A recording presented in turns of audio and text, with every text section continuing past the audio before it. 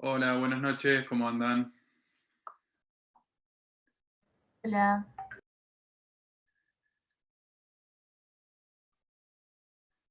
¿Cómo venimos con el estudio de la materia?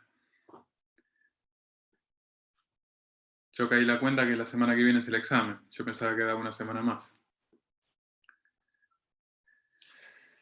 Bueno, ya tendrán la novedad de que la modalidad va a ser indefectiblemente virtual. Así que las expectativas que había sobre una examinación presencial, lamentablemente, quedaron atrás. Así que la nueva modalidad virtual, retornamos a ella, se impone por lo pronto. Todavía queda un minutito, vamos a esperar igual 2-3 minutos más. ¿Alguna duda sobre los temas de las clases anteriores? ¿Nada?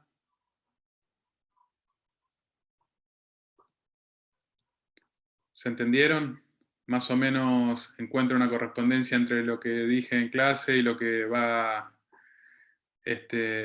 mencionando el libro. ¿Han agarrado el libro?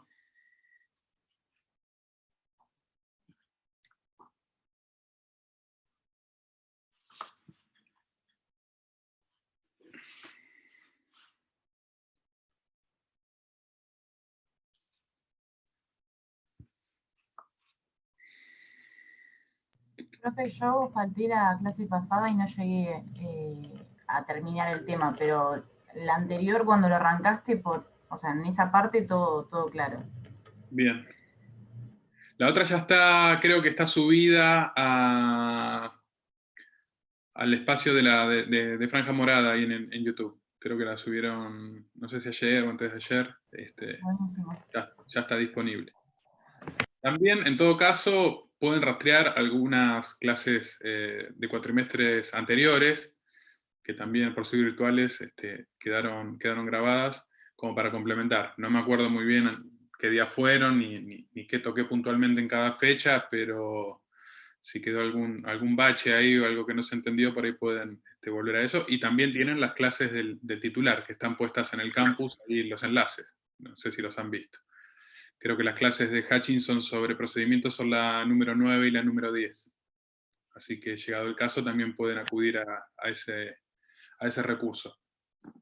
Y siempre estamos obviamente a disposición vía mensajería a través del campus. Cualquier duda también la podemos evacuar por ahí.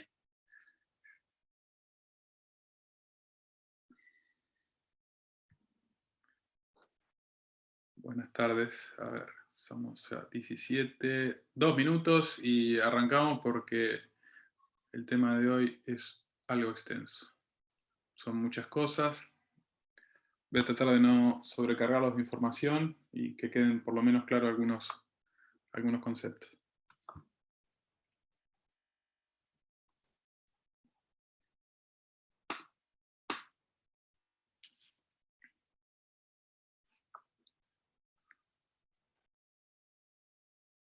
De los que se incorporaron ahora recientemente, ¿alguno tiene alguna consulta de las clases anteriores?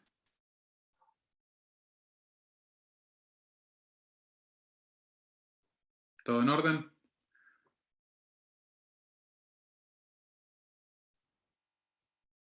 Bien. Bueno, somos, a ver, más o menos el número habitual, somos 18, así que estamos como para arrancar. Hoy mi intención es darles todo lo que es el capítulo impugnatorio dentro del procedimiento administrativo. Cuando digo impugnatorio, ustedes rápidamente, por reflejo, se les va a venir a la cabeza lo que es el capítulo de los recursos dentro de lo que es el proceso judicial. Vamos a ver que esto se emparenta en cuanto a la intención que tiene la vía recursiva. Esto es el objetivo, en el sentido de que vamos a buscar modificar una decisión que en algún punto nos perjudica, pero bueno, tiene sus particularidades, ¿no? Y ahora vamos a trazar durante el desarrollo de la clase alguna diferencia. No únicamente vamos a ver la vía impugnatoria, que es la vía justamente en la cual el ciudadano reacciona ante una decisión, sino también vamos a ver que se complementa con este capítulo, que es la vía reclamatoria, que después vamos igualmente a avanzar cuando abordemos las bolillas de proceso contencioso, ¿sí? Cuando le llevamos al juez el planteo de nuestra pretensión. Pero mínimamente vamos a mencionar un esquema básico. Podemos decir entonces que las vías con las que cuenta el ciudadano para peticionar ante la administración, tenemos una primera división, que es la vía impugnatoria, y la otra es la vía reclamatoria. Tenemos una tercera variable, que es el mecanismo de la denuncia, ¿sí? Creo que el doctor Herrera les trazó las diferencias entre esos tres conceptos básicos. Dentro de la vía impugnatoria, como anticipamos hoy, encontramos aquellos carriles por los cuales nos vamos a disconformar de las decisiones que adopte la administración centralizada y descentralizada, sean lo que es la administración central, Poder Ejecutivo Nacional y todos los órganos que están dentro de su esfera o debajo de su esfera, y los entes autárquicos o otras figuras descentralizadas, como pueden ser las sociedades de Estado, las empresas del Estado, en tanto y en cuanto el objeto de la decisión sea una manifestación de función administrativa. Ustedes, no sé si ya abordaron el capítulo de lo que es la organización administrativa, pero ustedes saben que la administración se vale de determinados instrumentos para canalizar o para materializar la concreción del interés público. Entre ellos tenemos los entes autárquicos, ¿sí? Que son figuras a los cuales se les asigna un cometido público específico, se los dota de patrimonio, de personalidad jurídica, que son personas públicas estatales. Y después tenemos otras figuras descentralizadas que pueden ser hasta incluso figuras bajo el derecho privado, ¿sí? Bajo estructura societaria, que lo que hace el objeto que involucra su actividad, seguramente va a estar incidido por la mayor parte de normas de derecho privado, sean del derecho civil o del derecho comercial, pero algunos aspectos, como son la competencia en materia de decisiones, están incididas, o algunos procedimientos que tenga el ente en relaciones de control y demás, estén incididos por el derecho público. En esa porción, el capítulo de los recursos administrativos nos va a interesar. En lo que hace el objeto, el cuestionamiento de un objeto se va a comportar y se va a definir como si fuese una relación entre particulares, ¿sí?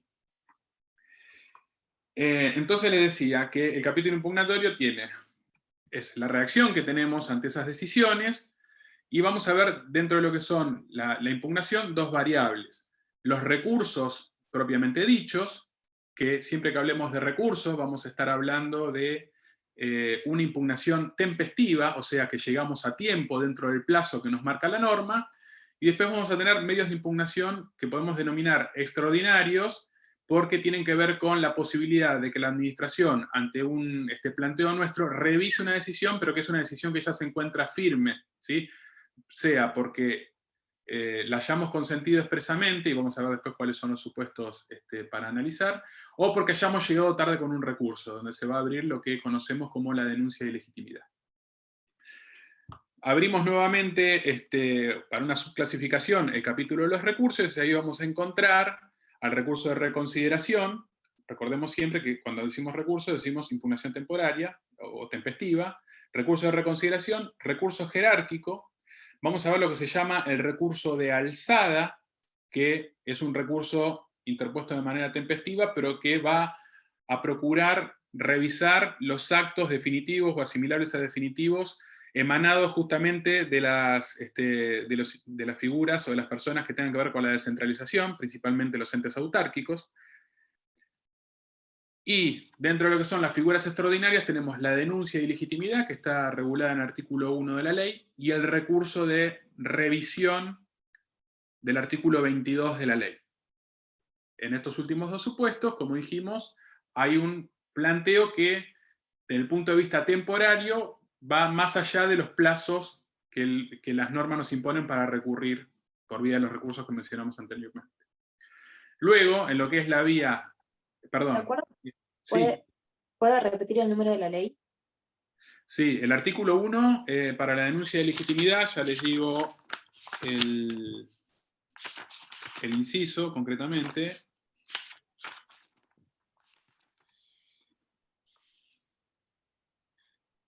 El inciso 6. Buenísimo. Y el artículo 22 para lo que se llama o se denomina recurso de revisión. Gracias. No, de nada. Estos, todos los que mencionamos, refieren recurso a... de fuera de plazos, profe? ¿Es ¿Cómo? recurso de fuera de plazos? Los extraordinarios son aquellos que tienen que ver con una articulación fuera del plazo que prevé la norma para impugnar regularmente, o sea, por vía de un recurso. Igual los vamos a desarrollar, los vamos a explicar. Y les decía que todo este vademecum de posibilidades de peticionar ante las autoridades se vinculan con actos de alcance individual. Los actos de alcance general, los reglamentos, van a ser susceptibles de cuestionamiento en forma preventiva, es decir, antes de que se apliquen por vía de un acto individual, por vía de lo que llamamos el reclamo impropio, que está regulado, si no recuerdo mal, en el artículo 83 del reglamento. A ver, ya les confirmo.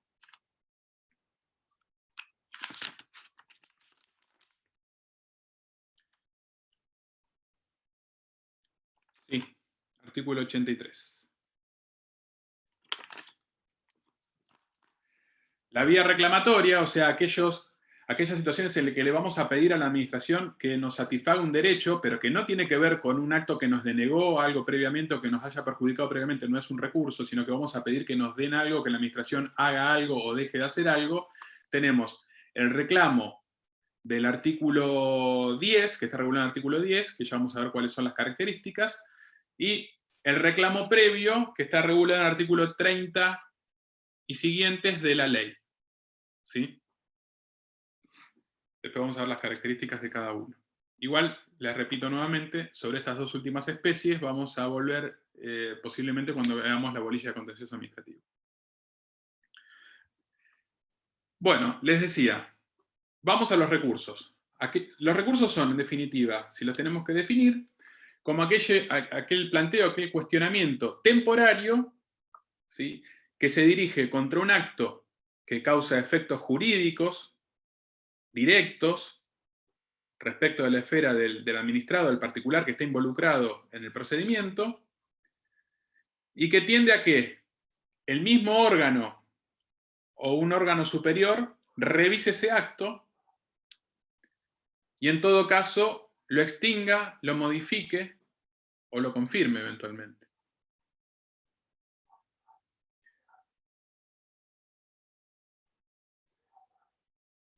Cuando hablamos de los recursos de reconsideración y jerárquico, vamos a estar hablando de lo que es, en definitiva, un control jerárquico. Para el recurso de alzada,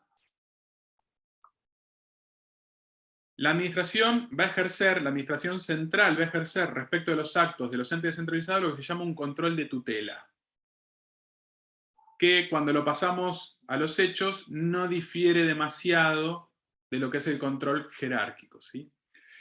El fenómeno del control que se da a través de los recursos es una especie de control represivo, ¿sí? Es un control que llega después del dictado del acto que eventualmente nos causa un gravamen.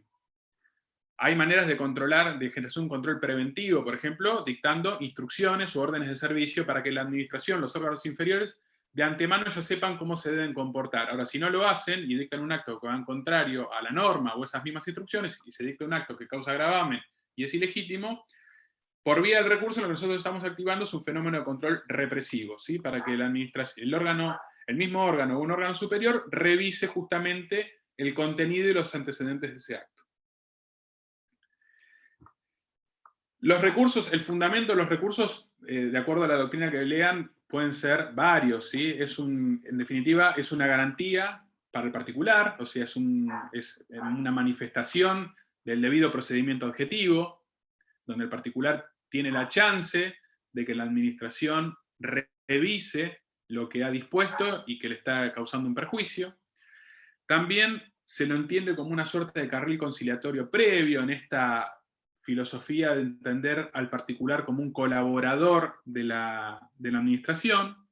Es un mecanismo de control para la administración desde el punto de vista interno, donde ejerce un control tanto de legitimidad como de oportunidad, mérito y conveniencia, o sea, cómo ese acto que eventualmente nos agravia a nosotros también puede estar afectando al interés público.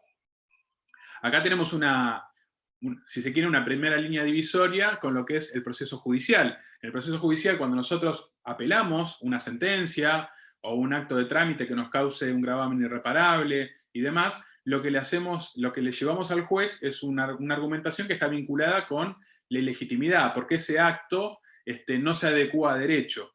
En el procedimiento administrativo, además de poder explicarle a un juez por qué un acto que nos agravia no se adecúa a derecho, también le podemos explicar por qué es inconveniente, eventualmente para el interés público, por qué es inoportuno, ¿sí? Y de alguna manera la administración, más allá de los argumentos de legitimidad que nosotros le podamos poner en consideración para que revoque el acto, le podemos hacer saber que ese acto fue dictado en forma inconveniente para el interés que tiene sobre sus espaldas procurar, o en todo caso puede haber sido dictado de manera inoportuna, sea porque es demasiado pronto para que ese acto tenga lugar, o quizás o demasiado tarde, eventualmente, ¿sí? Al mismo tiempo, el procedimiento, y esto es un elemento importante, porque justifica lo que vamos a llamar el agotamiento de la vía, es un presupuesto, en muchos casos. El procedimiento recursivo, los recursos son un presupuesto de admisibilidad de la pretensión o de la futura acción judicial. ¿Por qué? Porque la administración, por el ordenamiento jurídico, y esto no está exento de críticas y se pide todo el tiempo que sea revisado, tiene como prerrogativa procesal que, digamos, la obligatoriedad o el carácter necesario de que tenga la chance, por vía del recurso, de revisar lo que se hizo en su seno, sobre todo cuando hablamos de recurso jerárquico, para que luego después un juez pueda eventualmente, por vía de la acción judicial, controlar esa actividad administrativa que está plasmada en el acto que nos puede agraviar como ciudadanos. ¿Sí? Entonces es como que, sobre todo lo que es el recurso jerárquico, vamos a ver que es el único recurso obligatorio dentro de lo que es el menú de opciones que tenemos, de alguna manera, es el privilegio que tiene la administración para que antes de que revise un juez se le dé la chance a la administración de que lo haga por sí misma, ¿sí? Por el órgano superior jerárquico. Después vamos a ver que en la mayoría de los casos quizás ese control no se ejerce de manera efectiva, pues se agotan los plazos y la administración no termina expidiendo el acto, entonces se accede a la vía judicial por vía de lo que conocemos como silencio. Les decía que como objeto del recurso entonces tenemos multiplicidad de tipos de actos, siempre y cuando esos actos generen efectos jurídicos. No vamos a poder recurrir, como habíamos visto en la clase pasada, un dictamen, que es una mera opinión, pero que no nos modifican nada en nuestra esfera de derechos, sino que es simplemente la emisión de un parecer por parte de un órgano con competencia técnica, generalmente, o en la mayoría de los casos de tipo jurídica, pero que no nos está definiendo la situación. Le está diciendo eventualmente al órgano que tiene la competencia para resolver cómo debiera tratarse, cómo debiera abordarse la situación y eventualmente la solución, pero no implica la solución en sí misma, no implica el dictado del acto, ¿sí? De manera que tenemos actos de mero trámite, como susceptibles de recurso, actos interlocutorios y actos definitivos y asimilables a definitivos. De acuerdo al tipo de acto, se van a abrir la posibilidad o no de recurrir por alguna de estas vías. El recurso de reconsideración es un recurso amplio, pero por ejemplo el recurso jerárquico no va a estar disponible para cuestionar un acto de mero trámite, ¿sí? El acto de mero trámite lo vamos a poder cuestionar únicamente por vía del recurso de reposición.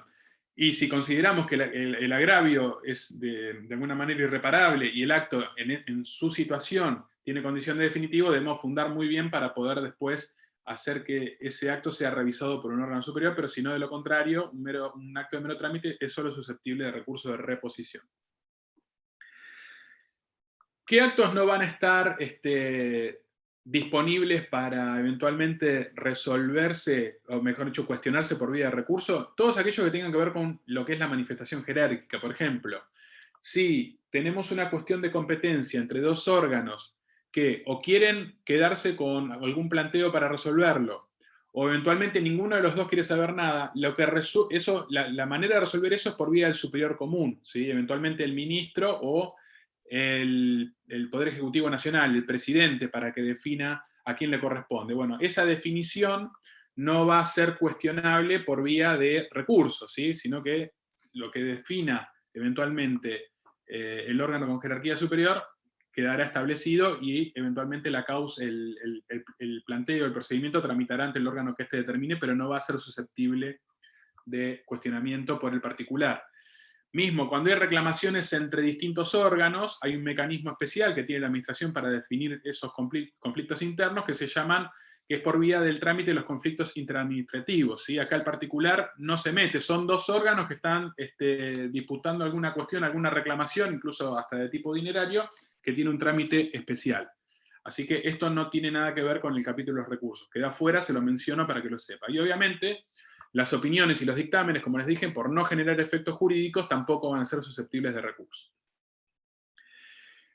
Los recursos tampoco van a poder ser utilizados por aquellos que hayan exhibido ante la administración lo que conocemos como un interés simple. ¿Qué es el interés simple? El interés simple es aquel que no se diferencia de ningún modo con el del resto de los ciudadanos. O sea, yo denuncio que hay una suerte, hay alguna irregularidad con algún acto que dicta la administración, pero en realidad a mí, particularmente dentro de lo que es mi esfera de derechos, no me perjudica en nada. Entonces, si yo activé un mecanismo de denuncia, la administración podrá darle curso o no, y podrá definir que el acto es regular o no. Ahora, esa decisión que toma la administración para definir si el acto es regular o no, yo no la puedo cuestionar por vía de recurso y tampoco, obviamente, la podré revisar judicialmente. En eso el Poder Judicial se autorrestringe y no avanza a controlar ese tipo de actos.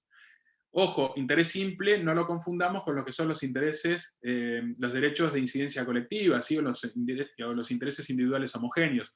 En esos casos, ustedes saben bien que de acuerdo a la indivisibilidad y a la protección que tiene especial que tenga un bien jurídico determinado, como puede ser el medio ambiente, como ejemplo paradigmático, si yo pongo de resalto la vulneración de alguna violación al ambiente, lo que defina la administración, si bien yo soy un ciudadano común y cualquier otro ciudadano común pudo haber interpuesto ese mismo mecanismo de denuncia, sí hay una protección especial, extraordinaria, que le brinda el ordenamiento jurídico y tiene que ver con esa indivisibilidad y esa propiedad del bien que es de todos y de ninguno, digamos, lo que me va a permitir hacer revisar por vía de recurso, eventualmente ante la justicia, el acto que se dicte en esas circunstancias. Pero estamos hablando ya de un interés calificado, no es el interés simple.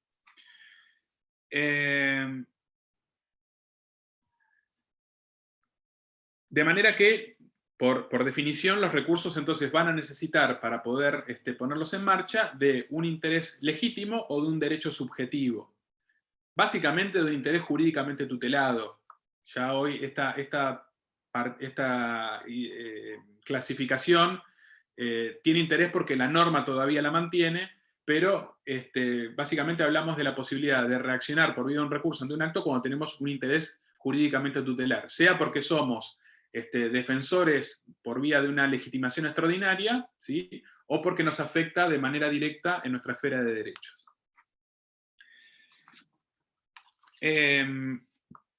Vamos a ver también que cuando interponemos un recurso administrativo, va a jugar muy fuerte lo que es la presunción de legitimidad del acto y la fuerza ejecutoria del acto. De manera que, salvo que la norma disponga que el acto que cuestionamos va a quedar suspendido hasta que se resuelva ese recurso, el acto va a ser puesto en marcha, va a poder ser puesto en marcha por la administración, o sea que nuestro recurso no va a impedir que la administración materialice los efectos de lo que esté decidiendo en el acto que nos esté perjudicando, sino que va a poder ejecutarlo. Ustedes saben que por regla, en el proceso judicial, cuando apelamos una sentencia definitiva, el recurso podrá concederse en relación o libremente, pero generalmente el efecto es suspensivo, salvo eventualmente, creo que en el proceso sumarísimo, después en el resto, el efecto que es devolutivo, el efecto es suspensivo, o sea, no tiene posibilidad de ejecutarse la decisión de ese juez hasta tanto no se revise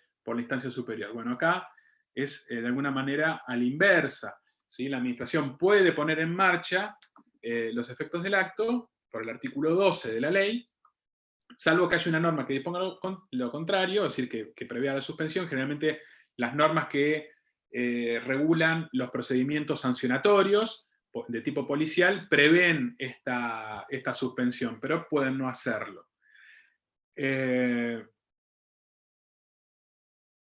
Bueno, y una manera alternativa para lograr eventualmente esa suspensión de efectos cuando la norma no lo prevea es mediante lo que se denomina un pedido de suspensión de los efectos del acto, que no es ni más ni menos que un pedido de dictadura cautelar de tipo administrativa. Le ponemos en consideración a la administración que el acto genera efectos graves, irreparables, o que está viciado de una nulidad absoluta, e intentamos con eso que la administración, ante generarle cuanto menos una duda para que el funcionario interín se resuelva nuestro recurso, no ponga en marcha los efectos y declara una suspensión. Y si la administración no nos hace caso, lo que podemos hacer es ir a pedirle exactamente lo mismo a un juez. ¿Sí? Entonces el juez en ese caso puede valorar las denuncias y la gravedad de los vicios que se estén poniendo de manifiesto y eventualmente ordenar a la administración, por vía de lo que es la suspensión de los efectos del acto, pero ya dictada en sede judicial, para que ésta no ponga en marcha sus efectos hasta tanto no resuelva el recurso que esté en cierre, ¿sí? que esté susceptible de ser definido mediante un acto expreso. Los recursos también vamos a ver que tienen incidencia en lo que es el cómputo del plazo de caducidad para interponer la pretensión judicial. O sea que si estamos ante un acto, que ha agotado la vía administrativa, aunque el recurso a interponer sea de tipo facultativo, si es admisible, lo que va a hacer es correr el cómputo de ese plazo de 90 días, que está previsto de manera general en la ley de procedimiento administrativo, hasta tanto se dicte el acto que lo resuelva. Entonces, el acto que resuelva ese recurso y la notificación será lo que hagan hacer ese plazo de caducidad. O sea que, si el ministro, por ejemplo, hagamos un ejemplo y nos adelantamos un poquito a lo que estamos por decir para el recurso de reposición. Si el acto dictado por un ministro y agotó la vía, o por el jefe de gabinete y agotó la vía, o por el presidente, tenemos de manera potestativa la posibilidad de plantearles que revea ese acto a partir del recurso de reconsideración. Podemos interponerlo como no.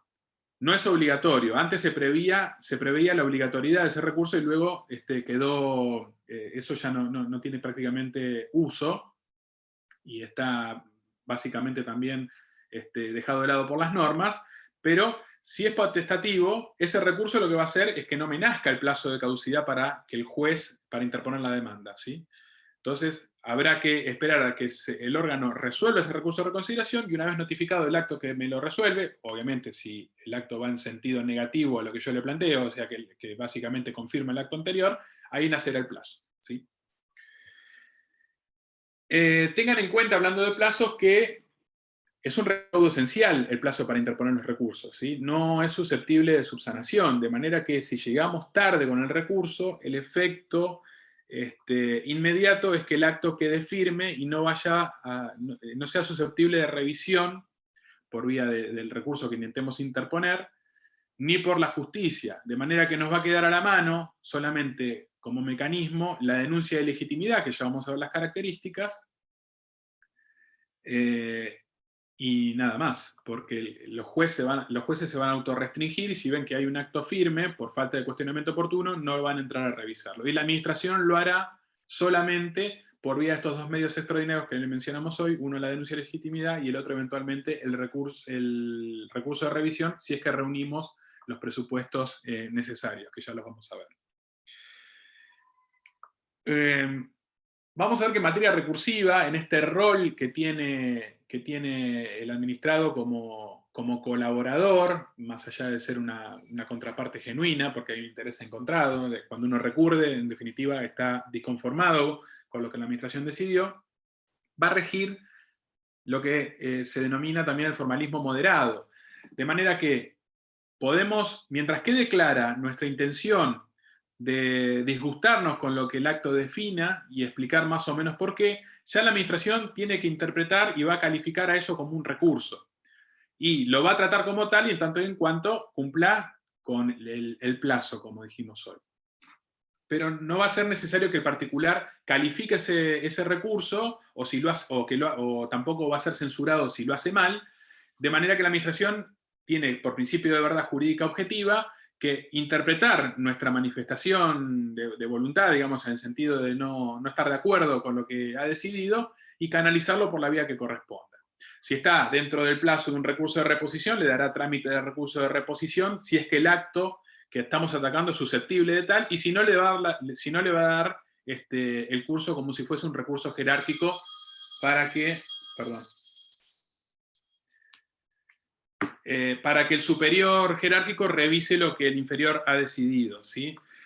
Les decía entonces que rige el formalismo moderado, de manera que la calificación va de oficio.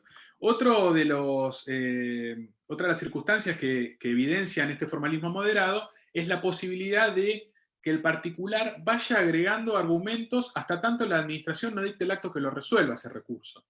Ustedes fíjense que en materia de recursos judiciales, generalmente, y salvo alguna excepción, donde haya algo demasiado fuerte, opera lo que se llama la preclusión por consumación. Una vez que yo, si el recurso tiene que ser concedido en relación, una vez que yo interpongo el recurso y fundamento, si la fundamentación va en conjunto con esa interposición, ya no tengo posibilidad de mejorar mis argumentos luego para que la Cámara revise, ¿sí? Lo mismo si fundo de manera diferenciada con el acto de interposición, una vez que yo presenté mi memorial, no tengo posibilidad de mejorar los argumentos. Después buscaremos la vuelta por ahí por vía de algún hecho nuevo o algo, tratar de llevarle a la Cámara algún argumento más como para que la Cámara pueda definir la situación, pero en realidad se tratarían de circunstancias sobrevinientes. El ejercicio impugnatorio se consuma con el acto en que yo deduzco la argumentación. No habría posibilidad de mejorar esos argumentos. En materia del procedimiento administrativo, yo tengo la posibilidad de acompañarle a la administración nuevos argumentos hasta que la administración se digne a decidir ese recurso. Finalmente, vamos a encontrar también que si no está acreditado en qué fecha se interpuso mi recurso, la administración tiene que interpretar que está en término. O sea que sí, lo van a encontrar, ustedes van a encontrar expedientes administrativos donde está agregado un recurso y no tiene cargo, por ejemplo. Si no tiene cargo, la administración tiene que interpretar que está interpuesto en término, ¿sí? Y lo tiene que abordar como tal. Lo tiene que abordar como un recurso interpuesto tempestivamente. Así que tengan en cuenta esos detalles de los recursos administrativos. En cuanto a las vicisitudes que puede sufrir un recurso administrativo, por ejemplo, por esta continua búsqueda de la verdad jurídica objetiva que tiene que perseguir la administración, un recurso puede ser abierto a prueba, tranquilamente, ¿sí? la administración puede considerar a instancia propia, es decir, de oficio o por pedido del particular, la necesidad de que para resolver ese recurso y revisar ese acto que fue dictado anteriormente, se produzca algún medio de prueba en particular, en cuyo caso se abre también para el administrado la posibilidad de alegar sobre la prueba que se produzca en el trámite de ese recurso, ¿sí?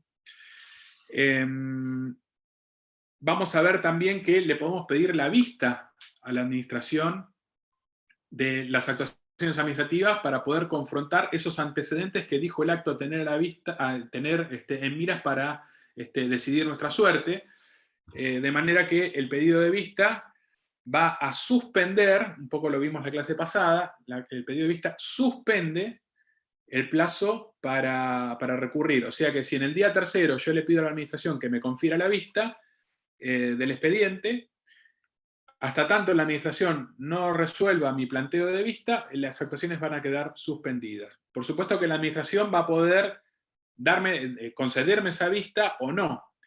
Si me concede la vista, me fijará un plazo. Si no me fija ningún plazo, se entiende que es el plazo residual de 10 días por el cual me confirió la vista, agotado el cual va a volver a renacer el plazo para recurrir. Y si me deniega mi pedido de vista, el plazo va a renacer con la denegatoria de la vista que le solicitemos, ¿sí? ¿Se entiende? Así que una buena herramienta para ganar tiempo es pedir la vista de las actuaciones a la administración, de manera que de facto se nos va a prolongar ese plazo si es que la administración nos deniega, y de iure cuando la administración decida expresamente otorgárnosla, y por el plazo que nos otorgue vamos a tener también prolongado el periodo para recurrir. Tengan en cuenta que el instituto es el de la suspensión, de manera que al plazo que se haya consumido antes del pedido de vista, solamente nos va a quedar adicionar el plazo restante que esté previsto para recurrir. Si es un recurso de reconsideración, va a ser de 10 días, si es un recurso jerárquico o un recurso de alzada, va a ser de 15 días, ¿sí? El plazo para recurrir. Ahora igualmente los vamos a repasar cuando veamos cada uno de ellos en particular. Otra de las circunstancias que puede acontecer en el marco de un recurso administrativo es que el particular desista de ese recurso, en cuyo caso el efecto inmediato va a ser la firmeza del acto, ¿sí? Tengamos en cuenta que si desistimos el recurso, el acto que estemos procurando revisar por conducto del mismo va a quedar firme, ¿sí? Eso creo que está en el artículo 67 del reglamento.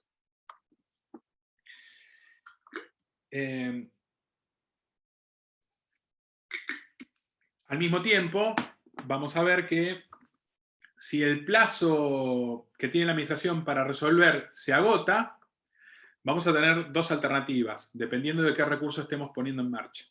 Si es un recurso de reconsideración que esté dictado por un órgano inferior, vamos a pedirle al inferior que eleve las actuaciones para que el superior jerárquico revise el acto por vía del recurso jerárquico, si es que es susceptible, les repito, de recurso jerárquico.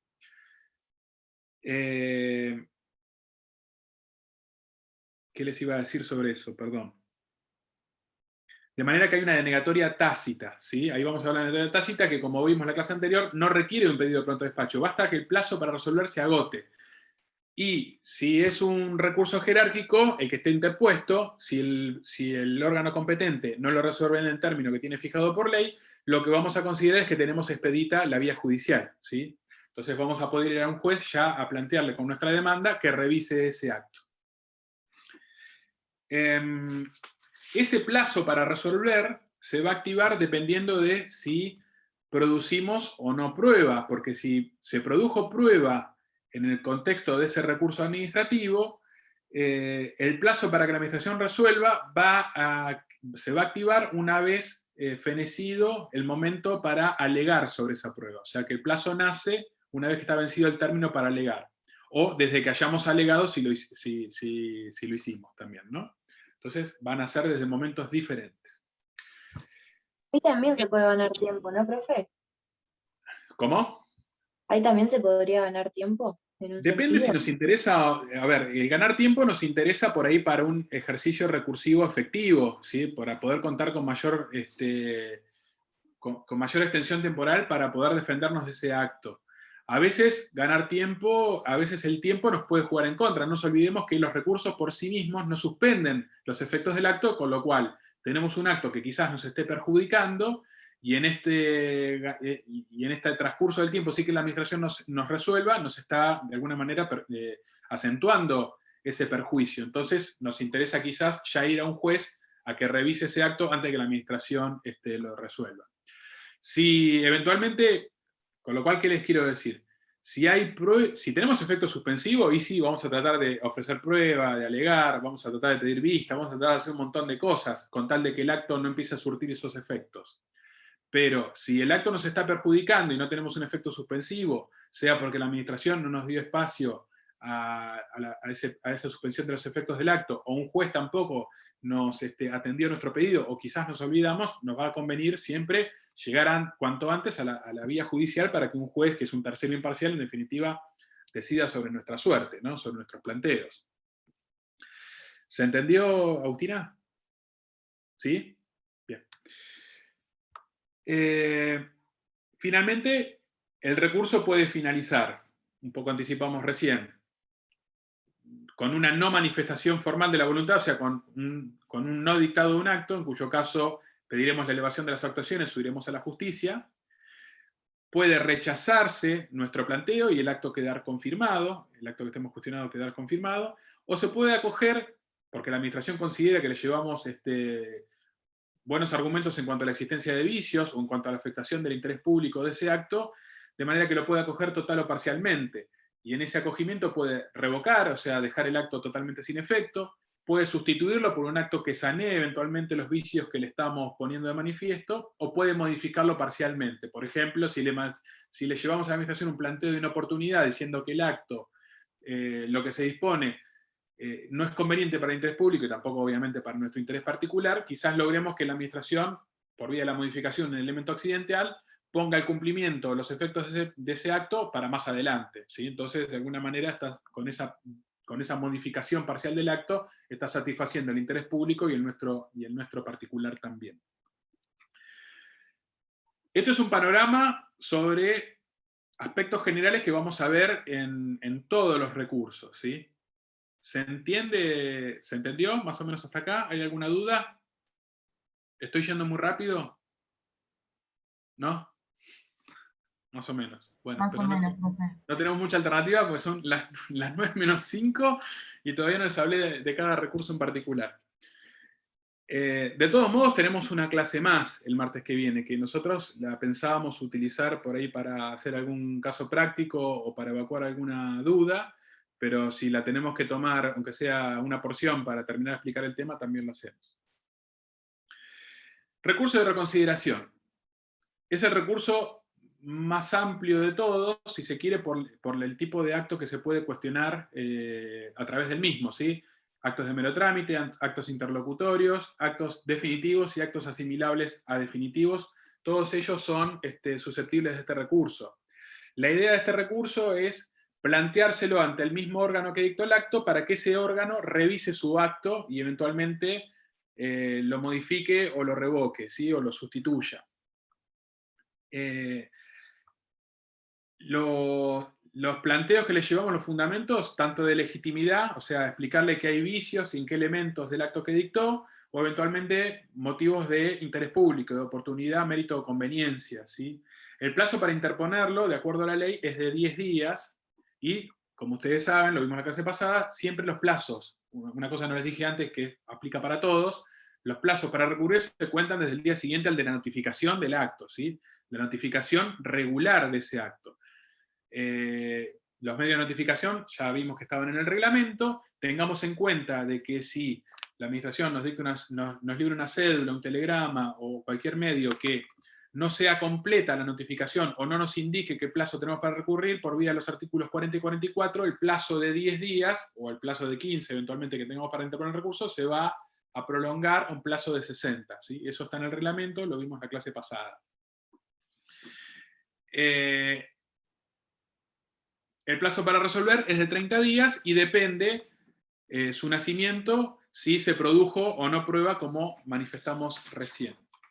Tengan en cuenta que este recurso de reconsideración lleva implícito el recurso jerárquico en subsidio. O sea que aunque nosotros no activemos el recurso jerárquico, si el acto que estamos cuestionando es susceptible de recurso jerárquico, si el órgano que lo dictó y decidió nuestro recurso considera que debe rechazarlo, lo que va a hacer es elevar las actuaciones al superior para que lo revise, ¿sí? O sea que, por más de que nosotros no se lo pidamos, está implícito. Y en esa elevación de las actuaciones para que el superior jerárquico revise ese acto, vamos a tener la posibilidad incluso de mejorar nuestros argumentos. O sea, si teníamos un acto inicial y un segundo acto que lo confirma, bueno, quizás ese segundo acto agrega argumentos que no estaban antes y nosotros tenemos la posibilidad, antes de que revise el superior jerárquico, también de contraargumentar y mejorar nuestros argumentos para que el superior tenga también ese elemento para resolver. Por supuesto que si el acto que estamos intentando revisar fue dictado por un órgano que tiene competencia resolutoria final, es decir, que agota la vía administrativa, ¿sí?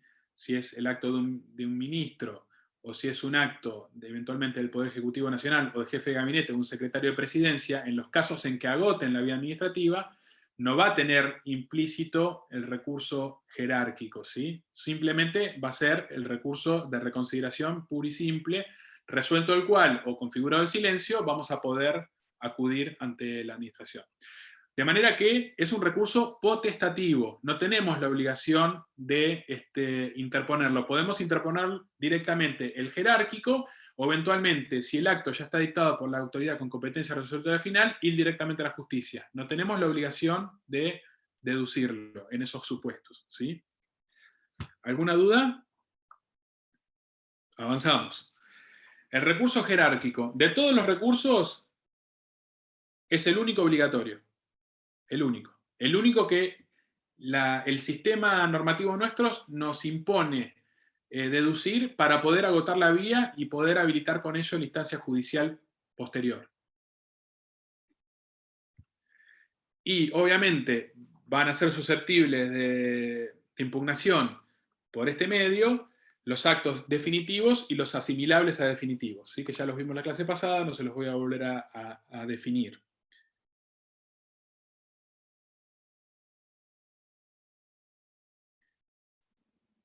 Si el acto es dictado por órganos inferiores a lo que es la jerarquía del jefe de gabinete, los ministros o secretarios de presidencia, que están todos en paridad, ustedes van a ver que hay una discusión sobre si el jefe de gabinete es un par más entre todos los ministros o si tiene alguna jerarquía superior. Ha habido doctrina para todos lados en ese sentido, incluso dictámenes de la Procuración del Tesoro que han definido la cuestión.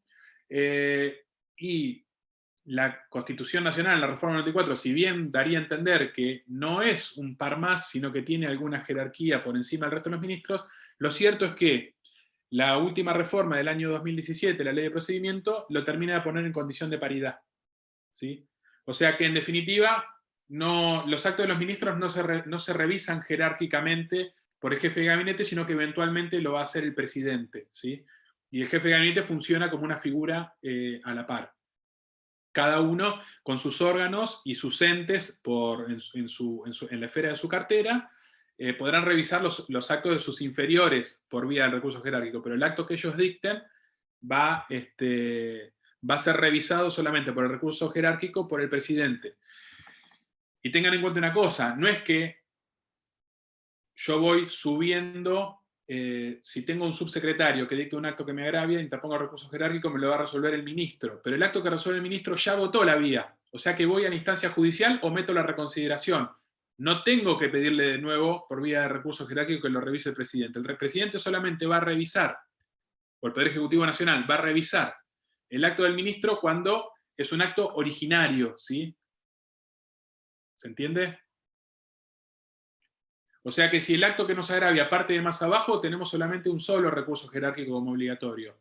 No le vamos a pedir al presidente que revise por vía de ese recurso jerárquico. No tenemos que ir subiendo la escalera. Solamente hay un estadio, ahí se frena.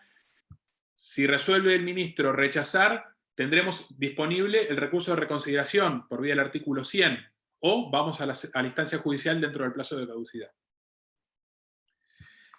De manera que quien resuelve siempre en este recurso es el superior jerárquico, ¿sí? Sea, les mencionaba recién, los ministros, el jefe de gabinete, un secretario de presidencia, o el presidente cuando el acto originario que nos causa agravio es el de alguna de estas jerarquías que mencionamos recién. ¿Qué están incluidos? Si son actos de mero trámite que fueron... Perdón, si fueron actos que venían por vía de reposición, como les dije recién, tienen que ser definitivos o asimilables a definitivos para que sean susceptibles de elevación por vía del recurso jerárquico, ¿sí? ¿Qué actos obviamente no se cuestionan por acá? Los actos de mero trámite, los dictámenes, obviamente, los proyectos de actos, porque no son actos, y los actos interlocutorios tampoco, salvo que tengan esta condición de definitivos, ¿no? Tengan en cuenta que en el marco del recurso jerárquico se prevé la intervención, digamos, en el ámbito nacional, siempre hablando del procedimiento nacional, de lo que es la procuración del Tesoro de la Nación, para algunos supuestos. Esos supuestos son cuando el asunto que se discuta tenga una determinada cuantía económica, cuando haya la necesidad de unificar alguna jurisprudencia administrativa que venga por ahí con criterios discordantes, entonces se advierten esos criterios por ahí dispares entre dos ministros de dos ramos diferentes, o entre un ministro en algún momento, o sobre alguna gestión, un ministro de una gestión y un ministro de otra gestión. Bueno, esa necesidad de uniformar la jurisprudencia va a hacer que intervenga la Procuración del Tesoro, que es el máximo órgano de asesoramiento legal que tiene el Poder Ejecutivo, ¿sí? Que tiene el presidente. Al mismo tiempo, va a intervenir obligatoriamente cuando el acto que sea revisable por el recurso jerárquico haya emanado de un ministro, de un secretario de la presidencia o del jefe de gabinete de ministros, ¿sí? Que este acto originario que nos agravia nuestros intereses haya sido dictado por esto. Entonces, cuando ese acto sea susceptible y tenga que el presidente, el Poder Ejecutivo Nacional, revisarlo, antes va a tener que dictaminar el Procurador General del Tesoro de la Nación, ¿sí? Y había un supuesto más, y bueno, cuando se lo pide el presidente. O sea, si el Poder Ejecutivo considera que hay alguna razón para que el Procurador le dictamine previamente en algún asunto, se lo puede solicitar también, y es una suerte de petición a título colaborativo, consultivo, ¿sí? ¿Qué más les puedo contar? Bueno, el plazo para interponer es de 15 días, ¿sí? En lugar de 10. Por este principio de informalismo que habíamos visto al principio, valga la redundancia, si yo interpongo un recurso, supongamos en el día 11, y yo lo llamo de reconsideración, obviamente, como recurso de reconsideración, ya el plazo está agotado, es tardío, no serviría. Ahora, si el acto es susceptible de jerárquico, la administración tiene que interpretar que es un jerárquico, entonces lo va a tratar como tal. Lo canaliza adecuadamente por donde corresponda. Profe, Sí, ¿y cuántos días era el recurso jerárquico? 15 días. Desde la notificación, 15 días de la notificación del acto que me causa el agravio, y en esto tengamos en cuenta que puedo operar la suspensión por la vista, ¿sí? Como uno de los supuestos posibles para extender ese plazo. ¿Cómo estamos hasta acá? No les dije, me parece que en ninguno de los artículos que regulan cada uno. La reconsideración está en el artículo 88 y 84 del reglamento. El jerárquico en el 88/93 del reglamento. El de reposición también está previsto, el potestativo, en el artículo 100, cuando el acto emana del órgano con competencia final o del órgano jerárquico de un ente descentralizado y es potestativo, ese está previsto en el artículo 100 del reglamento.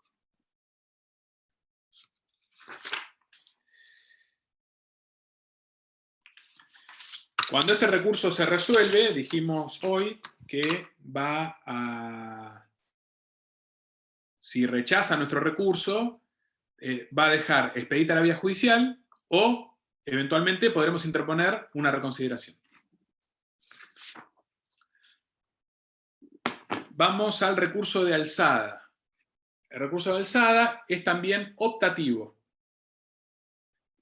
Y es el recurso que interponemos para cuestionar los actos definitivos o asimilables a definitivos dictados por el órgano con competencia dentro de los entes descentralizados, ¿sí? Generalmente los entes autárquicos. Acá dijimos que el control no es estrictamente un control por vía de lo que se llama la jerarquía, sino que es un control de tutela. ¿Qué significa esto? Esto está emparentado con el propósito para que la administración geste personas jurídicas distintas para satisfacer interés público, un interés público concreto, ¿no? De manera que como que la gestión de ese interés se supone que se descentraliza porque se entiende que está mejor administrada, mejor gestionada por otra persona jurídica diferenciada, con órganos, con patrimonio, dotándole de recursos y demás. En principio, el control que se debiera ejercer en términos teóricos a partir de este recurso es un control netamente de legitimidad y debiera estar solamente limitado a la revocación de ese acto que la administración central considere que está equivocado. O sea, tengan en cuenta que acá tenemos un acto dictado por un ente autárquico, que es definitivo o asimilable, y lo que queremos es que lo revise eventualmente el ministro, el secretario o el jefe de gabinete en cuya esfera se encuentre ese ente de acuerdo a lo que son las normas de la organización administrativa, ¿sí? Si tenemos, por ejemplo, el ANSES, y el ANSES está dentro de lo que es la órbita del Ministerio de Seguridad Social, si tenemos un acto de ANSES que nos está perjudicando, lo que vamos a hacer por vía del recurso de alzada es intentar que el ministro de Seguridad Social, si es que existiera ese órgano y tuviese esa competencia y el ANSES estuviese en su esfera, revise ese acto. Y en principio debiera revisarlo solo por motivos de legitimidad y limitarse únicamente a dejar sin efecto ese acto, a revocarlo. No lo podría ni modificar, ni sustituir, ni dictar otro acto que lo complemente. Pero vamos a ver que cuando vamos a la normativa, a la reglamentación, en el derecho nacional no es así, sino que está permitido que siempre se avance un poco más allá. Los entes autárquicos pueden ser creados, y esto es importante para definir ese alcance del control que se ejerce por vía de este recurso. Pueden ser creados por el Congreso Nacional en ejercicio de facultades exclusivas, por el Poder Ejecutivo, también en ejercicio de facultades propias, o eventualmente por uno o por otro cuando se entienda que hay facultades concurrentes. Es decir, que la Constitución no define exactamente a quién le corresponde crear ese tipo de entes. Por ejemplo, los entes los entes reguladores de servicios públicos. Hay entes que están creados por el Poder Ejecutivo y hay entes que están creados por el Congreso. Por ejemplo, el ENARGAS y el ENRE, que es uno que controla el servicio público de distribución y de transporte de energía eléctrica, y el otro del transporte y la distribución del servicio de gas, están creados por el Congreso, por las leyes respectivas.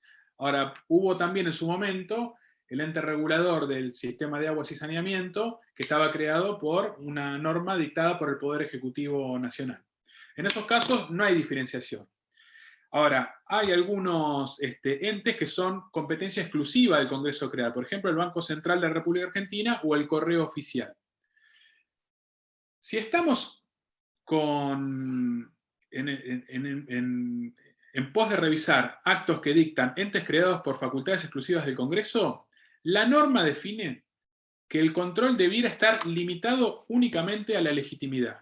Ahora, si el Congreso, al crear ese ente, permite eventualmente la revisión por razones de oportunidad, mérito y conveniencia, expresamente lo habilita, también el ministro podría ingresar en esa esfera de la decisión.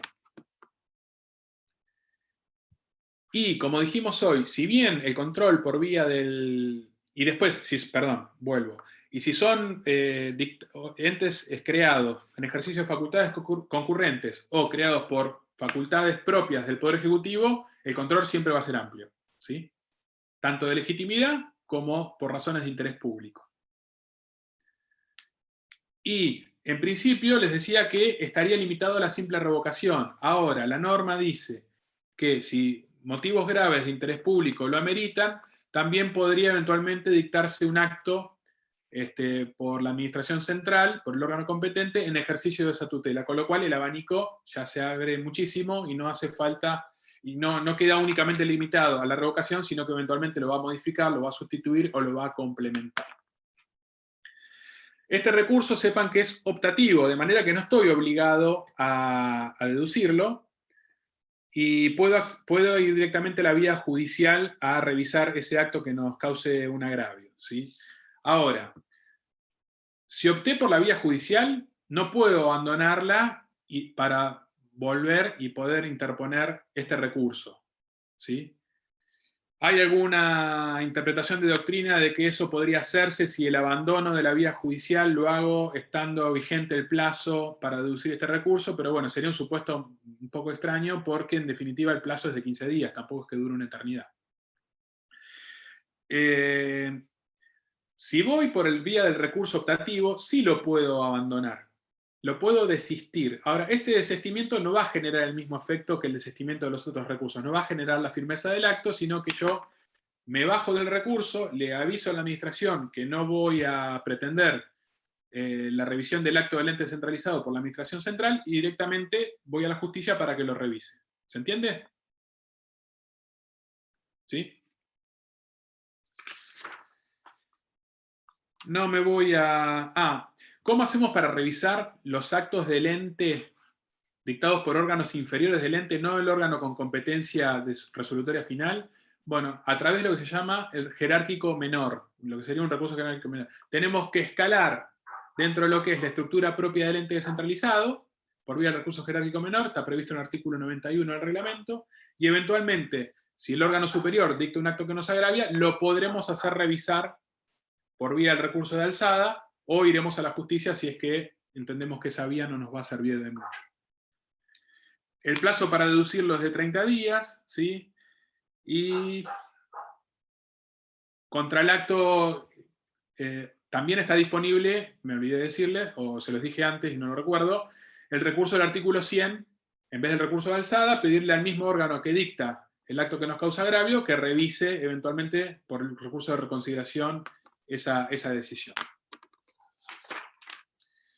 El alcance del control se los dije, la opción por la vía judicial también se los dije, les aclaré lo del desistimiento, y bueno, no mucho más, no lo quiero complicar después con la legitimación.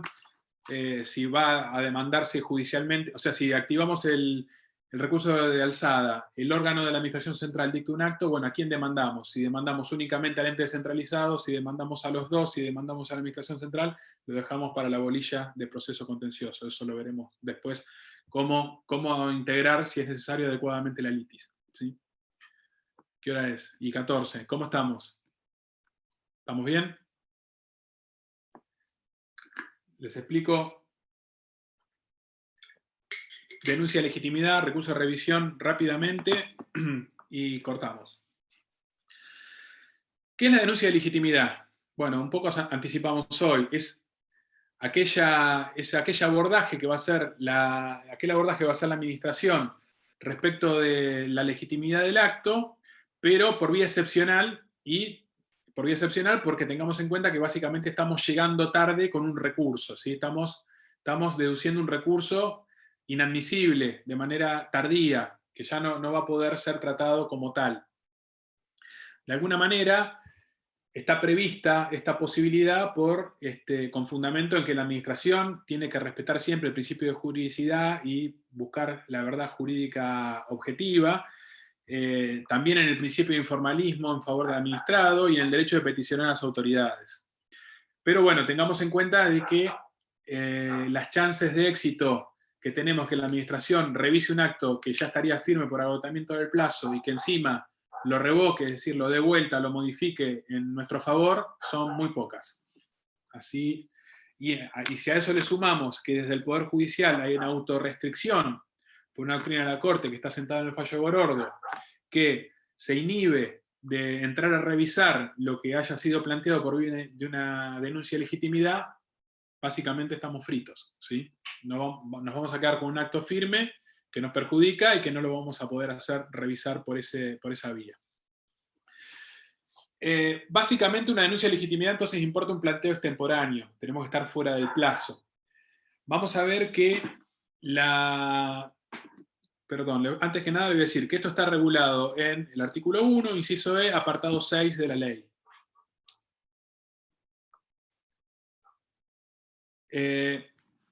Vamos a ver que tiene como una suerte de desdoble el trámite, donde la administración pareciera que en un momento tiene que analizar la admisibilidad, es decir, aquellos presupuestos que prevé la norma para que habilitara esa revisión, y en todo caso después la procedencia, ¿sí? Vamos a ver que como condiciones negativas para que la administración pueda revisar ese acto que está cuestionado tardíamente, esa revisión del acto no debe afectar la seguridad jurídica y no debe suponer una interpretación de abandono voluntario de nuestro derecho. O sea, si llegamos demasiado tarde y por pautas o un análisis temporal, llegamos después de un año con el recurso, la administración podría interpretar de que nosotros abandonamos voluntariamente ese derecho. De la misma forma, si considera que entrar a revisar ese acto puede vulnerar la seguridad jurídica que la estabilidad de ese acto ya ha generado, tampoco debiera hacerlo. De manera que con esos solos argumentos podrían ya inhibirnos de antemano la posibilidad de revisar lo que decidió anteriormente. Estos presupuestos obviamente están hipercuestionados por la doctrina, porque hablarme de seguridad jurídica cuando le estoy poniendo de manifiesto que hay un acto de nulidad absoluta, y que incluso hasta puede llegar a ser manifiesta, es casi ridículo. Pero bueno, sepamos que si un funcionario no tiene muchas ganas de revisar lo que hizo el inferior, lo que hizo el mismo, nos va a poner esta tapa, por decirlo de alguna manera, mal y pronto, para no hacerlo, ¿no es cierto? Lo mismo si entiende que abandonamos voluntariamente el derecho. Sí podría ser válido considerar que se vulnera la seguridad jurídica si estuviesen comprometidos intereses de terceros a partir de lo que es la eventual revocación de ese acto. Entonces ahí habría que contemplar que podría ser un argumento válido en ese caso. Supongamos que la administración no encuentra estos reparos y decide que la denuncia de legitimidad es admisible. Bueno, después viene otra instancia en la cual nos dirá si tenemos o no razón en la existencia de esos vicios, ¿no?, que afectan ese acto. Y podrá eventualmente recoger nuestra denuncia de legitimidad y revocar el acto o modificarlo, dejándolo conforme a derecho, o eventualmente rechazar ese planteo. Si lo rechaza, viene la segunda parte, que es que la justicia tiene establecido como criterio, a partir del fallo de la Corte, de que no va a ingresar a revisar lo que la administración decidió como rechazo, ¿sí? Y un poco lo justifica en el principio de separación de poderes y la estabilidad de los actos de gobierno. Así que sepamos que si llegamos tarde, estamos con un problema, porque ni siquiera la justicia está predispuesta a revisar. Y ahí hay posturas, dice, bueno, el control judicial podría llegar a revisar cuando nos declaran inadmisible la denuncia de legitimidad porque la administración consideró mal de que hay afectación de la seguridad jurídica o que hubo un abandono del derecho nuestro. Lo que pasa es que es de poca utilidad, porque en todo caso lograremos que ingrese la administración a resolver el fondo, pero después cuando resuelve el fondo, si no nos da lugar a nuestro planteo, tampoco va a revisar posteriormente lo que va a decidir la administración como rechazo de nuestra denuncia, de nuestro recurso tardío. Balbín tiene una posición amplia y él prevé que, su visión del tema es que judicialmente puede ser revisado todo, porque dice, bueno, en definitiva no tenemos por qué retasear desde el Poder Judicial la posibilidad de revisar lo que la administración decidió, porque la misma norma está poniendo recaudos adicionales para que ese control pueda tener lugar por la propia administración. Está previendo 2 recaudos negativos, entonces no hay justificativo o no hay amparo en la estabilidad de los actos de gobierno o en la separación de poderes como argumento válido para poder abordar y revisar desde el Poder Judicial lo que la administración decidió en ese acto, que ya queda firme.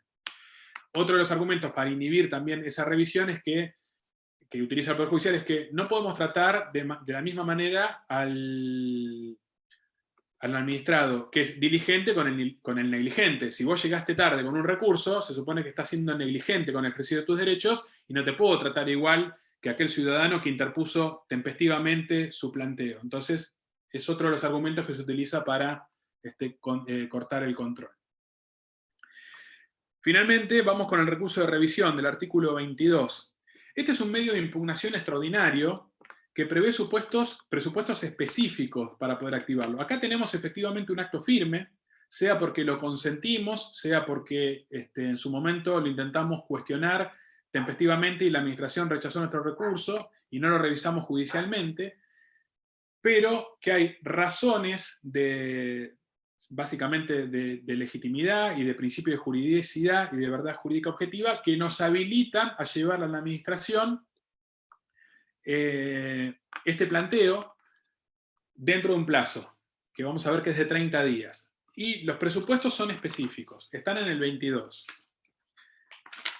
Si ustedes los ven, salvo del inciso A, que está más emparetado con un recurso de aclaratoria que otra cosa, después los incisos B, C y D, acá,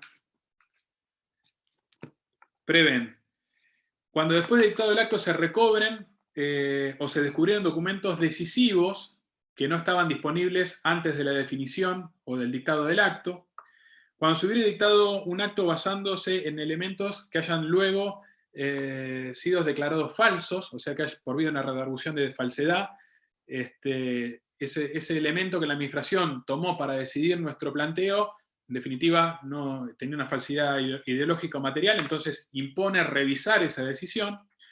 Y cuando el acto hubiese sido dictado con vicios de la voluntad, básicamente dice el inciso C, ¿sí? Habla de cohecho, prevaricato, violencia y cualquier maquinación fraudulenta, ¿sí? O grave irregularidad comprobada, que tiene que ver básicamente con vicios de la voluntad por parte del funcionario que dictó el acto. O sea que sí, tenemos una condena penal que tuvo lugar ante el dictado de un acto que nos perjudicó y que termina declarándose como un delito, ante una declaración de falsedad de un documento que fue redarguido de falso y que un juez lo declaró como tal, o ante la posibilidad de llevarle documentos que no tuvimos a la mano, le podemos pedir a la administración que vuelva a definir nuestra situación a partir de estos nuevos elementos. Por supuesto que le tenemos que explicar al funcionario, a la persona que decidió el acto, que estamos en plazo, le tenemos que justificar que de alguna manera, en esa demostración de que estamos en plazo, cuándo adquirimos esos documentos o cuándo conocimos que se declaró de falso un instrumento público, o que conocimos que se condenó por algún delito vinculado al dictado del acto. Entonces, tenemos que demostrar que estamos en tiempo, tenemos que demostrar que esos elementos son trascendentes para cambiar la suerte de nuestra suerte que quedó de alguna manera consolidada con el acto anterior, ¿sí? El órgano que va a definir este recurso de revisión debiera ser el mismo que el que dictó el acto originario. Y tengamos en cuenta de que, a diferencia de la denuncia de legitimidad, lo que se defina como suerte de nuestro recurso de revisión sí va a poder ser cuestionado judicialmente dentro del plazo de caducidad, ¿sí? Por vía de la pretensión anulatoria. ¿Se entiende? ¿Alguna duda? ¿Están muy mareados? Necesito saber algo. A ver. ¿Quieren que veamos reclamo impropio? ¿Te parece? Es cortito, bueno. Sepan un par de cosas nomás. El reclamo impropio cuestiona básicamente los actos de alcance general. Es un medio de reacción ante lo que la administración dicta como norma, que es de tipo preventivo, o sea que se intenta deducir antes de que la norma nos produzca efectos concretos a nosotros.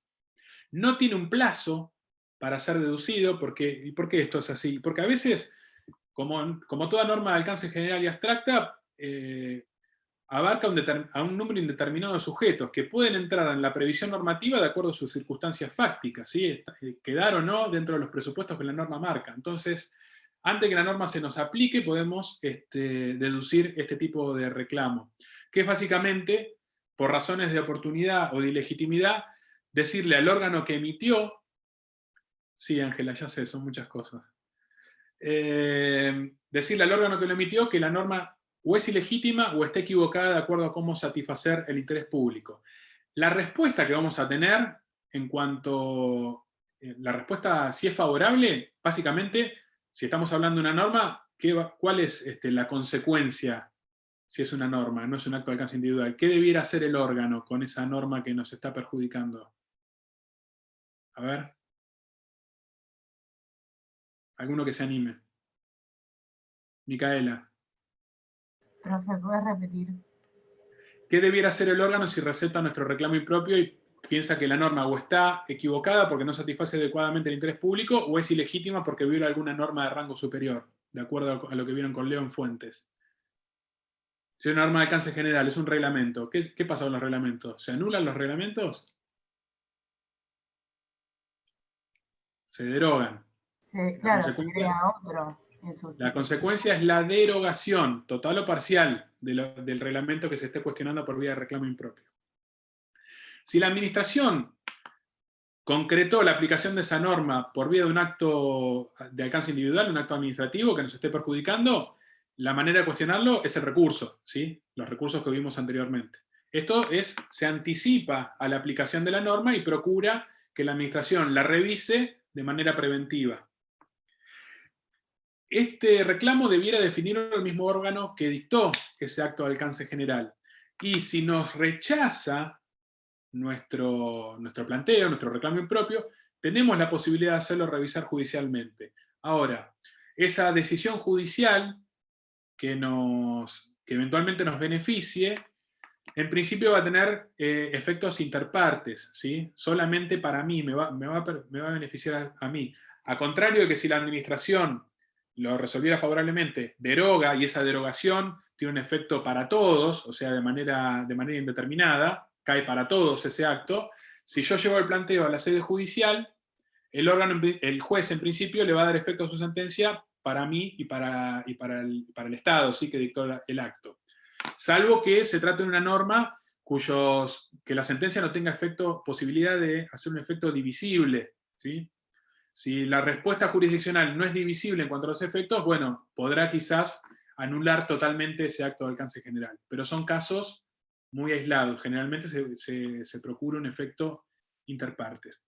Y si se produce la derogación por parte de la propia administración, deberá dejar a salvo eventualmente los efectos que hayan favorecido, deberá dejar a salvo, los derechos de terceros, ¿sí? No debiera perjudicar derechos de terceros.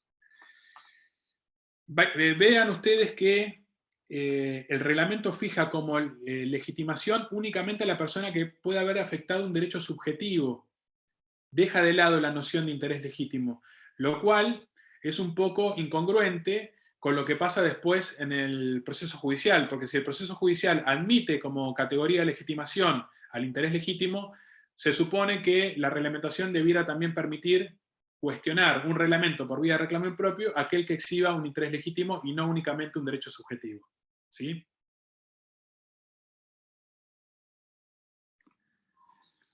¿Alguna duda?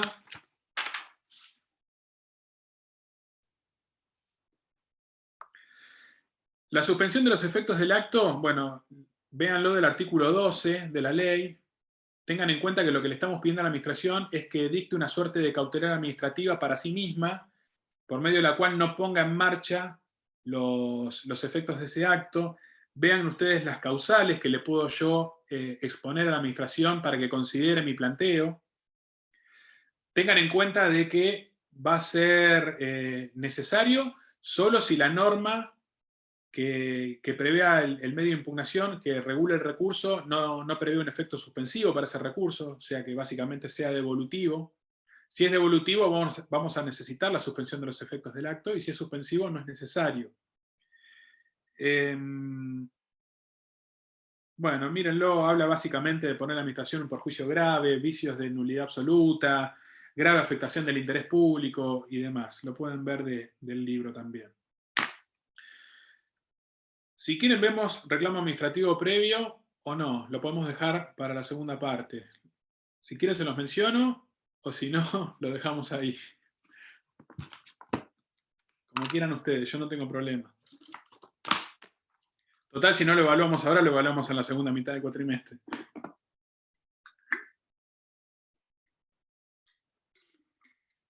Díganme, ¿alguna duda? Nada. Yo dudo haber sido totalmente claro. No, no me la creo esa. Alguna duda tiene que haber quedado.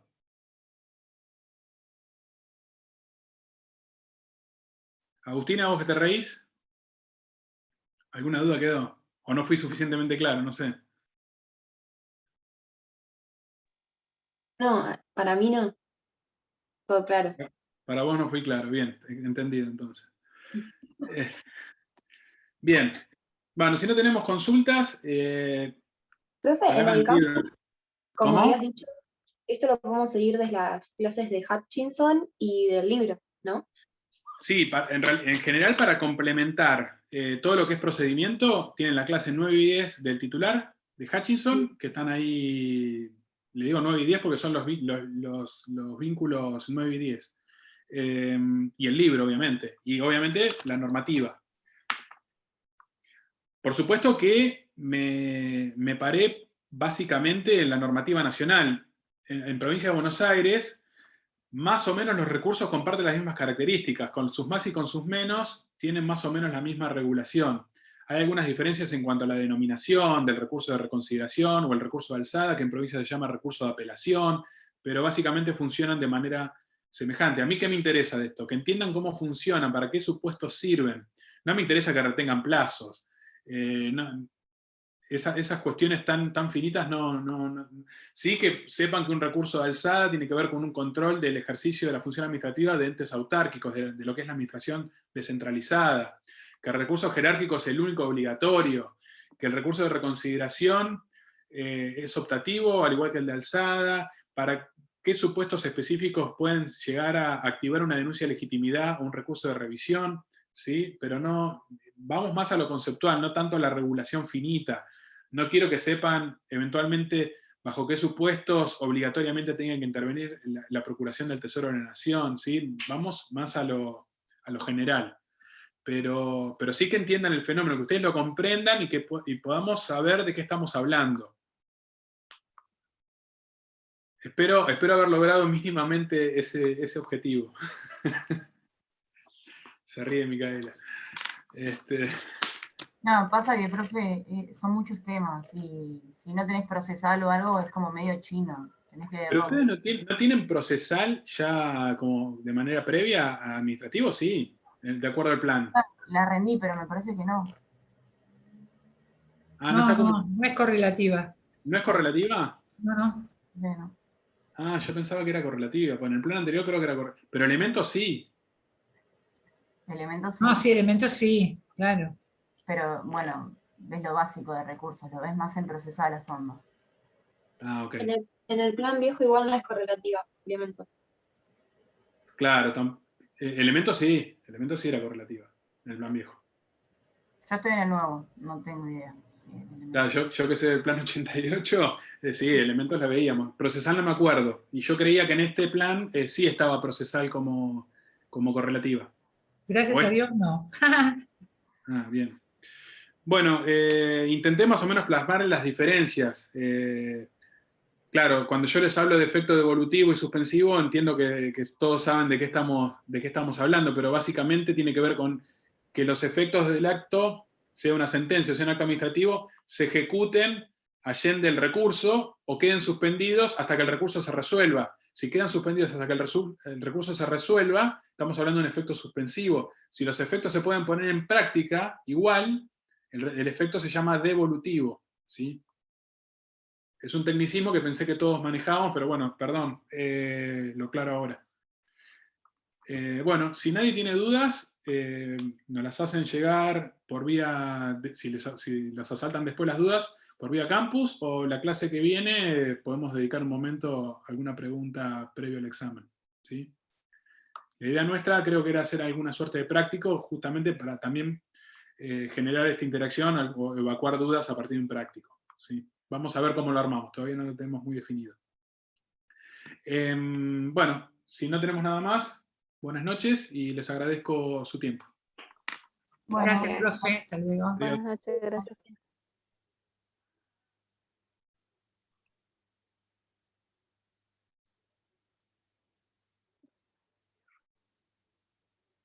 Mm, ¿Por qué me sale así? No sé si más.